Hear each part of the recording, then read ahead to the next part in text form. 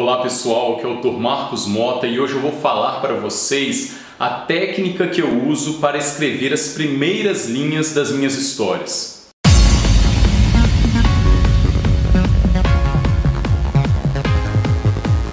Todas as técnicas que eu uso para desenvolver a minha escrita se baseiam em engenharia reversa. Eu peguei inúmeros livros clássicos e comecei a analisar como eram tecidas as primeiras linhas das histórias, os primeiros parágrafos, os primeiros capítulos. E eu observei que alguns fatores eles eram comuns em inúmeros livros escritos por diferentes autores. Observem o início de alguns livros.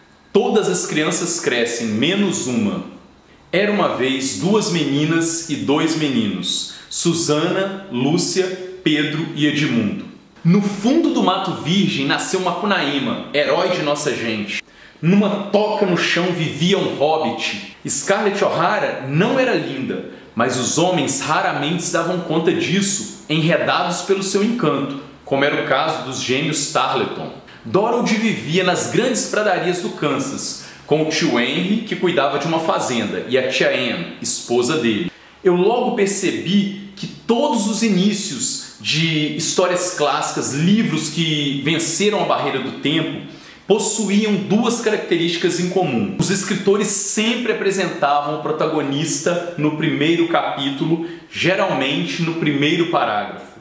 E também a questão dramática era entregue para o leitor logo de início. Eu comecei a me perguntar por que isso era tão importante. Por que era tão importante apresentar o protagonista logo de início? Por que era tão importante tocar na questão dramática já nas primeiras linhas da sua história? E eu percebi então que um livro nada mais é do que uma conversa que nós, escritores, temos com os nossos leitores. Somos nós falando algo sobre alguém para os nossos leitores.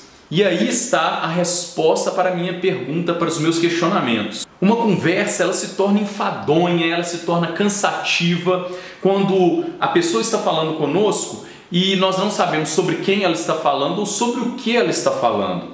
Por isso, é tão importante apresentar o protagonista e a questão dramática. Isso não significa que todas as vezes que você for começar a sua história, você precisa começar Maria vivia na fazenda com seu irmão e seu pai. O que significa é que eu ganhei ali, dentro da análise que eu fiz, um norte que eu poderia seguir. Ali eu tinha o quê? Uma bússola. Se eu quisesse começar a minha história, se eu não soubesse como começá-la, se eu ainda não tivesse toda a prática que os anos me trouxeram, que a experiência me trouxe, eu poderia começar certamente apresentando meu protagonista de uma forma direta, de uma forma específica para o meu leitor e também dando ideia para ele sobre a questão dramática, sobre o tema da minha história.